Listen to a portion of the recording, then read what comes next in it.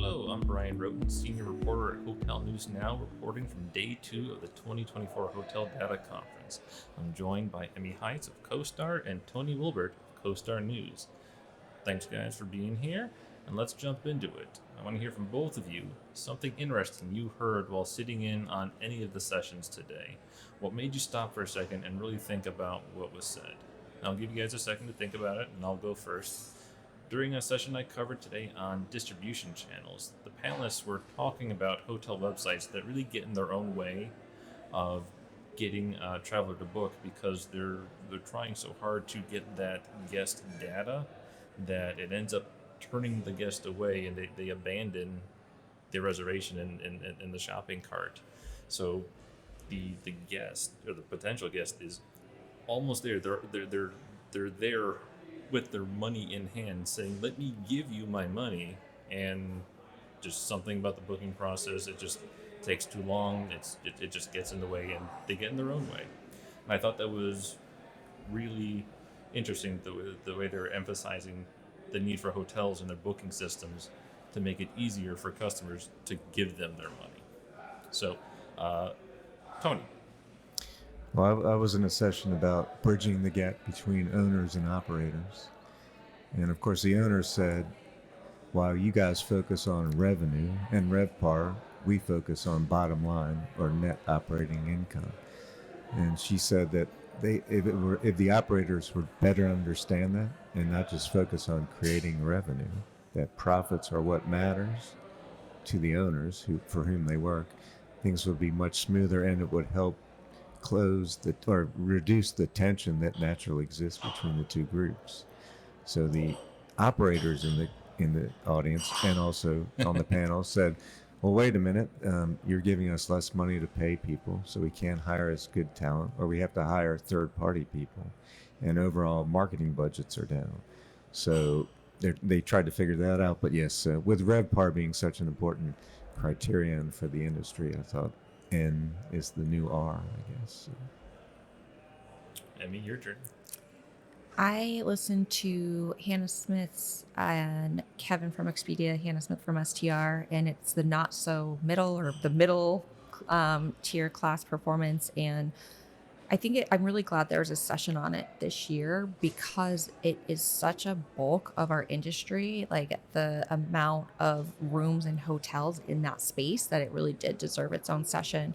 And there were a couple things that popped out to me is they showed that the pricing of this middle tier, what it was compared to economy class, and then what it was to the upper tier classes.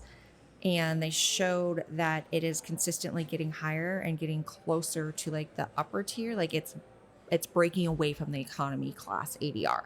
And it also has a lot of new brands coming in and more of a more extended stay. So I thought that was really interesting. And then Kevin on the Expedia side talked about the booking process, and people talk about, okay, with pricing sensitivity, are you trading down? And they actually did that session last year. So he showed last year's slide. And this year they are seeing, like, from people who go to like click on a hotel, they are going for like the lower ones, but for what they actually book, for what they've started looking at. And last year it wasn't that big. So those were kind of it just highlighted, we're seeing it in the data, but we're seeing it on his side too. He's seeing it on the clicks of what people to go for and then what they actually purchase. So that was a really good one. Absolutely. So now think back, today, yesterday, could be something that just the overall feeling could be something you overheard in a conversation, something from a panel presentation discussion. What are you taking away from the conference this year? And Emmy, I'll stick with you. I think that a big takeaway, and it was highlighted a lot more, was this international demand theme. I think it popped up in almost every single session that I was on. It was on the main stage quite a bit. But as we kept diving into the different parts, it was different perspectives, overarching that Americans are going to continue to go abroad. I thought it was fascinating when Kelsey said it's on the leisure side though, and abroad they're like, oh, but the corporate travelers are not coming abroad anymore. And so it's like a different view or lens that I hadn't seen. And in Daryl and Laura's session, it was interesting hearing which countries are fully recovered back here, because we're talking about how inbound is not back yet, but Canada is back, and I think Central America are the only two areas that have fully recovered to 2019 levels here. The rest are pretty far down, but just like kind of hearing different aspects of it instead of like the headline news of outbound is way above and inbound is way below. I liked the different layers from the different sessions. And so that's one thing I like to take away, because I think that's a big runway for us as we continue to get inbound back. Makes a lot of sense. Tony? Well, as a first-time attendee of HDC and someone who's been to a couple conferences this year, one a big retail show, ICSC, and an international show called MIPIM. Here I was impressed by the camaraderie and the we're in this together feeling. Having covered, like I said, at MIPIM, it was almost like the investors and the tenants and the different groups were at odds. They talked about bifurcation. I heard that word here a lot too. But there it was all about office bifurcation and how that was bad for a lot of the investors who own any Class B, C, or any other properties that aren't trophy buildings. But here it seemed everyone wanted to come up with solution and to come up with ways to work together. And maybe that's because there are a lot of vendors here or service providers. But the ideas they were coming up with in the actual sessions, they were sitting there during the Q&As talking about how they could work together. And I hadn't seen that in previous conferences that I've been in, and also the overall enthusiasm for the industry here. It's pretty infectious. So. Well, guys, thank you so much for taking the time to talk with me today.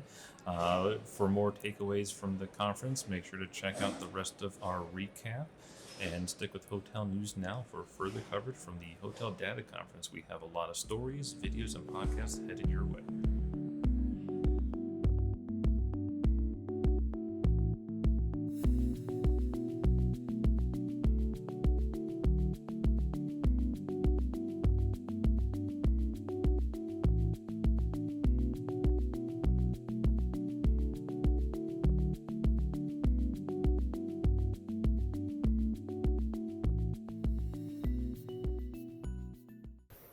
Hi, I'm Isaac Colazo, Vice President of Analytics at STR.